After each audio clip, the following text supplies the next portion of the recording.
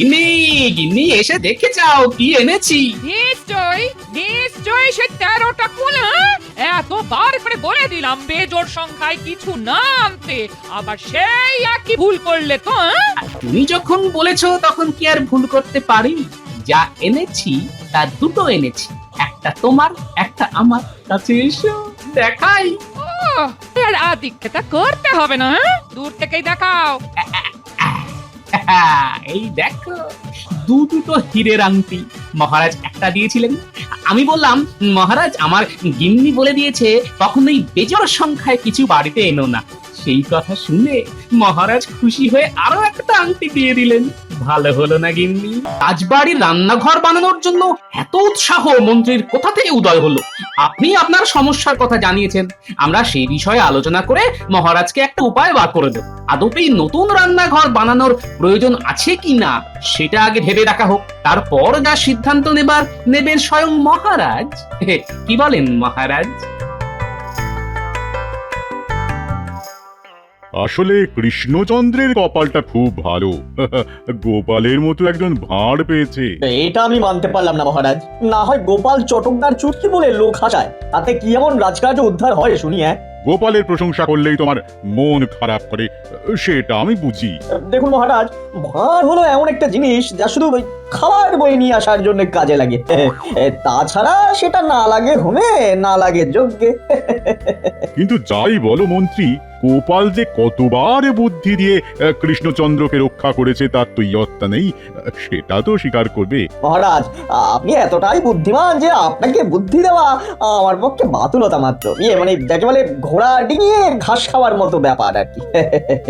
তবে গোপালকে যদি আমি একবার বাগে পেতাম তো দেখিয়ে দিতাম যে কে বেশি বুদ্ধিমান, আমি না গোপাল। পারবে পারবে তুমি গোপালকে বুদ্ধির খেলায় পরাজিত করতে? তাহলে তো আমি কৃষ্ণচন্দ্রের ওপর সব ব্যাপারেই টেক্কা মারতে পারবো। মহারাজ, আমি তাকে বুদ্ধিতে পরাজিত করতে চাই। আমি কালই কৃষ্ণনগরে যেতে পারি যদি আপনি অনুমতি দেন। আরে আরে আমি তো অনুমতি দিয়েই আছি, কিন্তু তুমি পারবে কিনা সেটা ভালো করে ভেবে বলো। এমন একটা বুদ্ধি বার করেছি না, এবার গোপালের আর নিস্তার নেই। পরাজয় ওকে স্বীকার করতেই হবে। বলো বলো বলো মন্ত্রী, বলো কি বুদ্ধি বার করেছো বলো। গোপাল বধের কি এমন বুদ্ধি বার করেছো বলো তো? হ্যাঁ বলো বলো, আমাকে বলে ফেলো তো দেখি। আপনি কিন্তু কাউকে বলবেন না মহারাজ। না না না, আমি সত্যি বলছি, এমনকি রানীকেও বলবো না। এবার বলো কি এমন বুদ্ধি করেছো যা দিয়ে তুমি গোপালকে লেজে গোবরে করে ছাড়বে?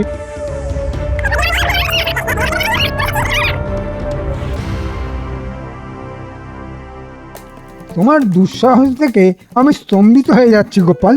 রানীমা যেখানে একটা নতুন রান্নাঘর চাইছেন, মহারাজ রাজিও হয়েছেন, সেখানে উনি এলেন বলতে রান্নাঘরের কোনো প্রয়োজন নেই। কি সাহস, হ্যাঁ, কি স্পর্ধা! মহারাজ, গোপালকে এই স্পর্ধার জন্য জরিমানা দেওয়া উচিত। মন্ত্রী, রাজ্যের অনাহার, দুর্ভিক্ষ, অনাবৃষ্টি কোনো কিছুতেই তোমাকে এত বিচলিত হতে দেখি, কিন্তু একটা সামান্য রান্নাঘর নিয়ে তুমি যা উদ্বেগ দেখাচ্ছ, তাতে আমি তো বিশেষভাবে অবাক হয়ে যাচ্ছি। মহারাজ, এই নতুন রান্নাঘর চাইছেন স্বয়ং আমাদের রানীমা। তার এই সামান্য চাহিদাকে আমাদের মেটানো উচিত নয়? আমি তো আপনাকে বললামই, নতুন রান্নাঘরের জন্য ভালো রাজমিস্ত্রি তো আমার হাতে আছে। মহারাজ, আপনি আদেশ করলেই আমি কাজ শুরু করে দেব। তুমি বললেই তো আর আমি আদেশ করব না, আগে গোপাল কি বলে সেটা শুন। হ্যাঁ গোপাল, তুমি বললে যে নতুন রান্নাঘরের কোনো প্রয়োজনই নেই, এই কথাটার একটু ব্যাখ্যা করে বলো তো। মহারাজ, ওই রান্নাঘরের লাগোয়া যে ঘরটা আছে সেটা তো কোনো কাজে লাগে না। নতুন রান্নাঘর না বানিয়ে মাঝের দেওয়ালটা ভেঙে দিলেই হবে। রান্নাঘরটা বড় হয়ে যাবে, ব্যাস। নতুন রান্নাঘরের আর কি প্রয়োজন আছে মহারাজ?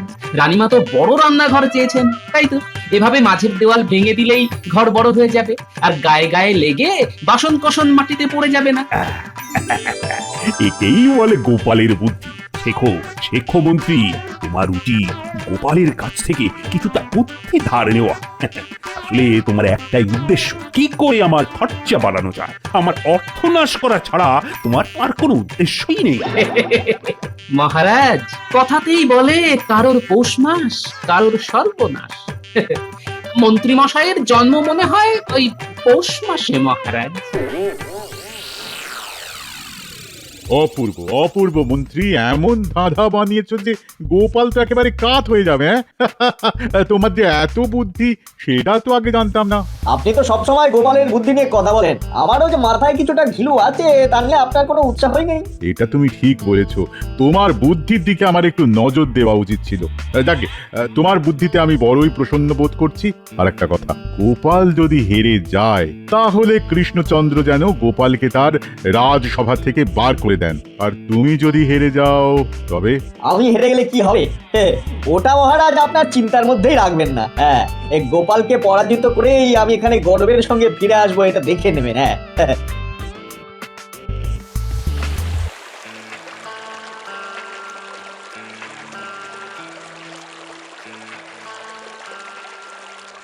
মহারাজ, গোপাল কিন্তু এবার মাত্রা ছাড়িয়ে যাচ্ছে। আমার জন্ম মাস জেনে ওর কি লাভ? আর আমি ওকে বলতেই বা যাবো কেন? মন্ত্রী মশাই, আমি একবারও জিজ্ঞেস করেছি আপনার কোন মাসে জন্ম। আমি একটা প্রবাদ বললাম, আর সেটা বলেই মনে হলো আপনার জন্ম পৌষ মাসে। আরে বাবা, 12 মাসের কোনো না কোনো একটা মাসে তো তোমার জন্ম মন্ত্রী। তোমার জন্ম যদি পৌষ মাসে হয় তাতে ক্ষতিটা কি?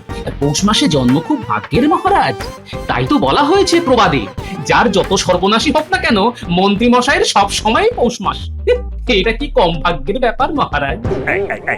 এই জন্ম মাস নিয়ে কথাবার্তা এবার বন্ধ হোক। গোপাল, নতুন রান্নাঘর না বানানোর কথা বলে তুমি যে আমার কত খরচা বাঁচিয়ে দিয়েছো, তার জন্য আমি তোমাকে একটা পুরস্কার দিতে চাই। এই নাও একটা হীরের আংটি। আচ্ছা মহারাজ, একটা আংটি কি জোর না বিজোড়? এটাও তুমি জানো না? আরে এক মানে বিজোড়। তাহলে এখন থাক, পরে নেব। গিন্নি বলেছে বেজোড় জিনিস কিছু না আনতে, তাই এটা আপনার কাছেই থাকুক না। আরেকটি আংটি পেলে একসঙ্গেই না হয় নেব মহারাজ। আরে বাবা, আমার কি আংটি কম পড়েছে? না না না, আরেকটা আংটি নাও। তুমি আমার যে খরচা বাঁচিয়েছো তাতে তোমার দুটো আংটি পাওয়া উচিত। এখন মনে হচ্ছে আমারই জন্ম পৌষ মাসে, আর তার সর্বনাশ হলো সেটা নিশ্চয়ই আপনি বুঝতে পেরেছেন মহারাজ। তুমি পারো বটে। গোপাল, আজ তোমার পৌষ মাস, আমি দেখাচ্ছি। নতুন রান্নাঘর করলে আমার হাতে কত মোহর আসতো, সেটা বন্ধ করে আবার মহারাজের কাছ থেকে দুটো হীরের আংটি আদায় করে নিলে। দিন একদিন আমারও আসবে গোপাল, যখন তোমার সর্বনাশ আর আমার পৌষ মাস হবে। তোমাকে আমি দেখে নেব গোপাল, আজ না হোক পরশু।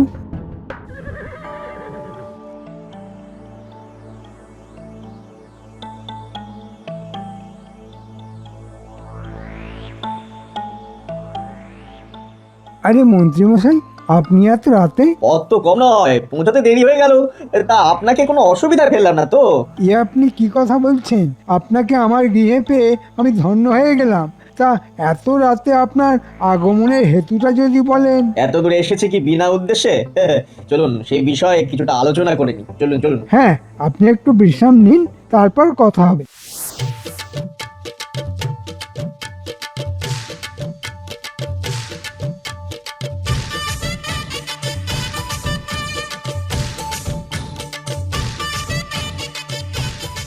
গিন্নি, গিন্নি এসে দেখে যাও কি এনেছি। নিশ্চয়ই সে 13টা কুল। এতবার করে বলে দিলাম বেজোড় সংখ্যায় কিছু না আনতে, আবার সেই একই ভুল করলে তো। তুমি যখন বলেছো তখন কি আর ভুল করতে পারি? যা এনেছি তা দুটো এনেছি, একটা তোমার একটা আমার। কাছে এসো দেখাই।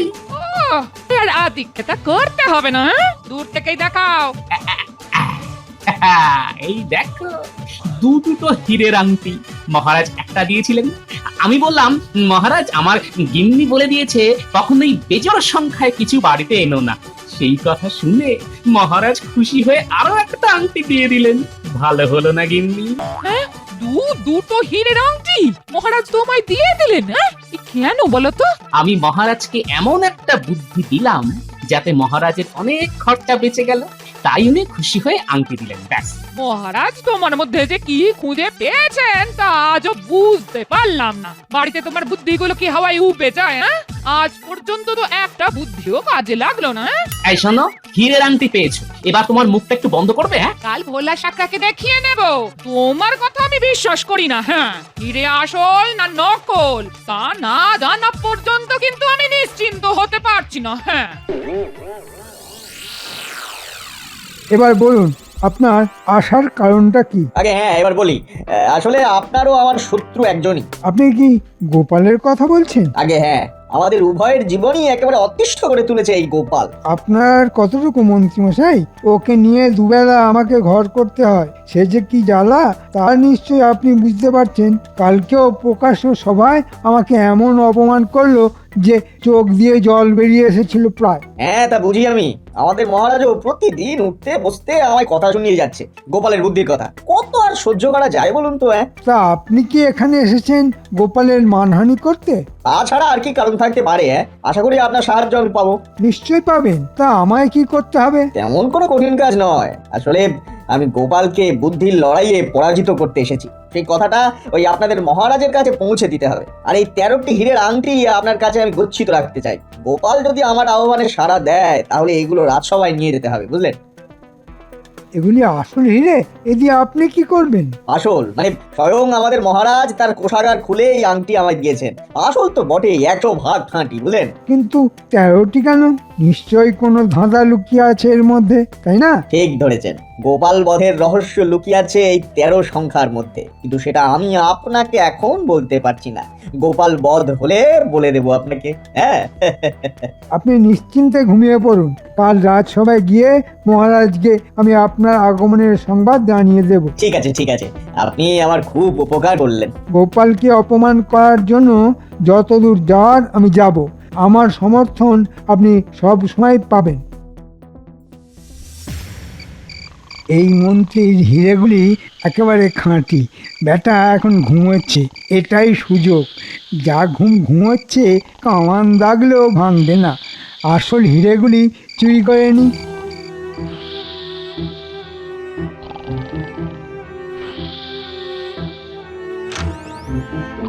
এই নিলাম। এবার হিরেগুলি পাল্টে দিতে হবে। আজ তো বটা ঘটা আসার কথা, একটু অপেক্ষা করি।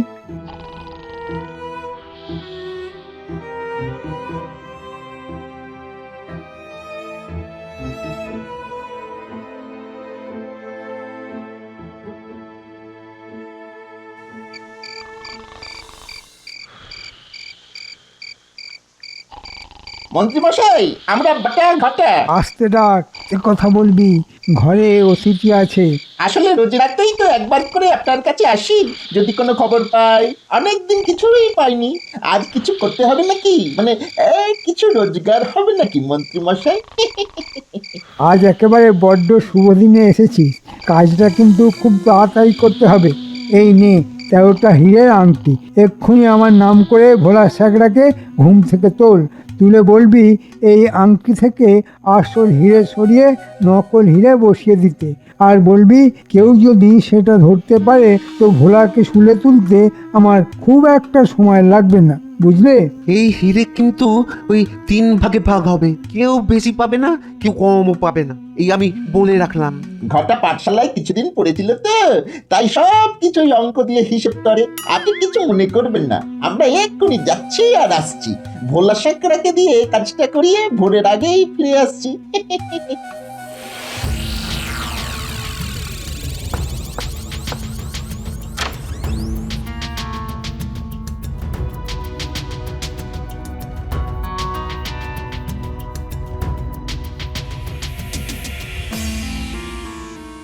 এই নিন আসল হিরে, আর এই নকল হিরের আংটি। এবার আমাদের ভাগটা দিয়ে দিন। সমান ভাগ চাই কিন্তু। 13টা হিরে 3 ভাগে ভাগ করলে এক একজনের ভাগে আসবে 4টে করে হিরের আংটি, বাকি থেকে গেল একটা, সেটাকে পাবে। কেন? মন্ত্রী মশাই তো নিজের মুখেই বলেছেন হীরের সমান ভাগ হবে। এবার একটা বাড়তি হিরে কি করে 3 ভাগ করবি? আরে মন্ত্রীমশাই নিজে থেকে একটা দিয়ে দেবেন, তাহলে এক একজনের হাতে থাকবে 5টা করে হিরে। এই মন্ত্রীমশাই, আপনি একটা দিয়ে দিলেই তো 15টা হয়ে যাবে, তাই না? সত্যি অঙ্কে তোর মাথাটা খুব ভালো ছিল রে। কেন যে চুরি চামারির কাজে হাত পাকালি কে জানে।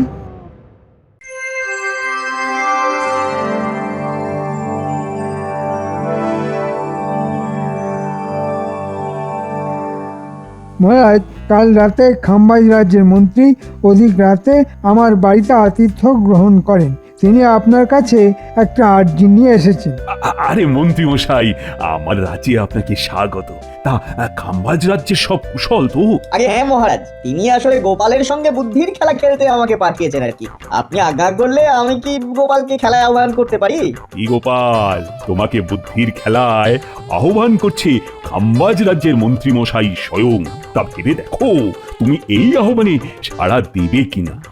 মহারাজের শুভেচ্ছা নিয়ে এটুকুই বলতে পারি, বিনা যুদ্ধে নাহি দিব সুচাগ্র মেদিনী। তবে খাম্বাজ মন্ত্রীকে বাজি ধরতে হবে, বাজি ছাড়া খেলায় কোনো মজা নেই। হ্যাঁ হ্যাঁ গোপাল, বাজি আছে।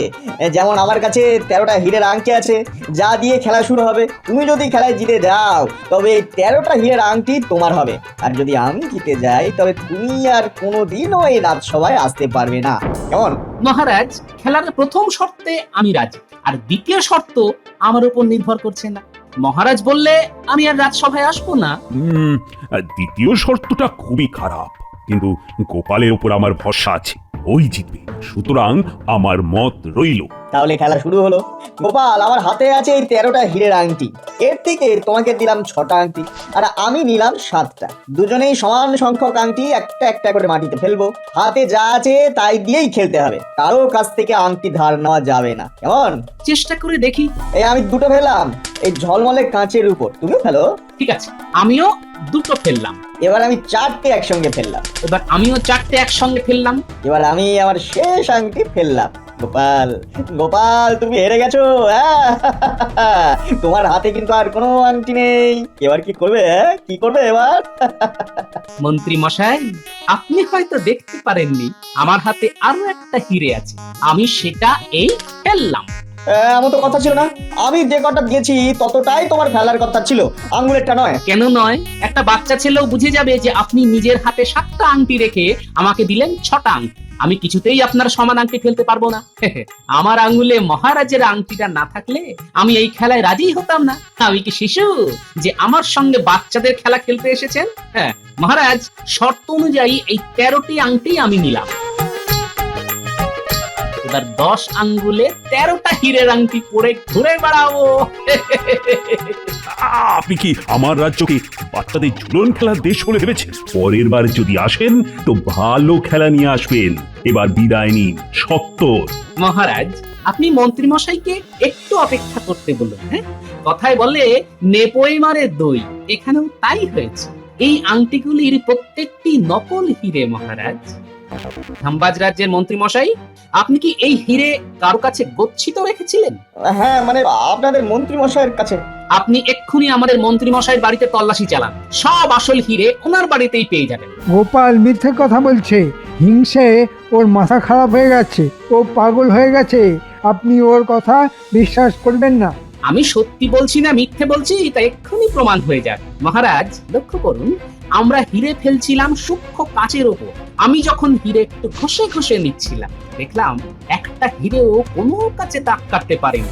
তখন থেকেই জানতাম এগুলি নকল হিরে, আসল হিরে নয়। আপনি রাজ সাকরাকে রাখুন, সবার সামনেই প্রমাণ হয়ে যাবে এগুলি কাঁচ কাটা হিরে কিনা।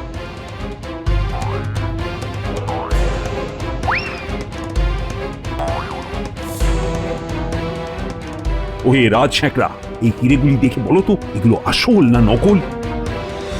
মহারাজ, এই যে সামনে একটা কাচের আধার দেখা যাচ্ছে, আমি সেটা হিরে দিয়ে কাটতে পারি। যদি কাটতে পারি তবে এগুলো আসল, আর না পারলে হিরেগুলি নকল। হ্যাঁ হ্যাঁ, নিশ্চয়ই পারো।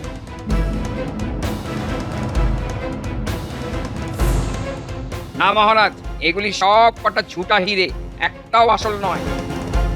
মহারাজ, এই সেই হীরের ভাণ্ড যা মন্ত্রী মশাইয়ের ভাতের হাঁড়ি থেকে উদ্ধার হয়েছে। মহারাজ, আপনি আমায় অভিযুক্ত করতে পারেন না, কারণ এগুলি পররাজ্যের হিরে। আমি এই হিরে আপনাকে দান করতাম মহারাজ।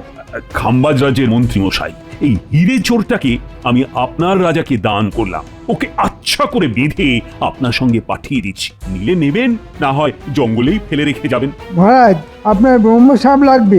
লাগলে আমার নয়, বাঘের লাগতে পারে।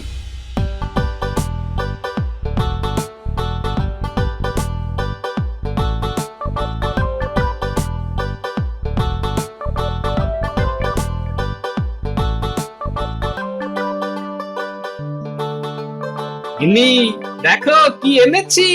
এ, তোমরা দীক্ষেতা দেখার সময় আমার নেই। হ্যাঁ, আরে কি এনেছি সেটা তো আগে দেখবে। বলি দেখার কি আছে শুনি, সেই তো বলবে। গিন্নি 13টা কুল এনেছি, তাই তো?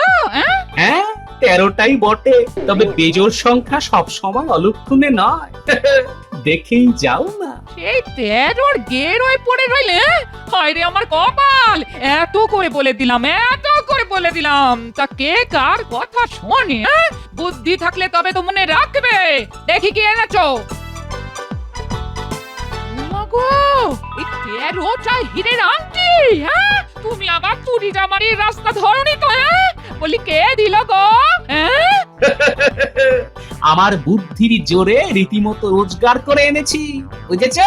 এই বাজে কথা একেবারে বলো না। হ্যাঁ, তোমার বুদ্ধি দৌড় আর কেউ না জানুক, আমি জানি একেবারে হরে হরে। হ্যাঁ, হাড়ে হাড়ে নয়, হিরে হিরে গিন্নি, হিরে হিরে।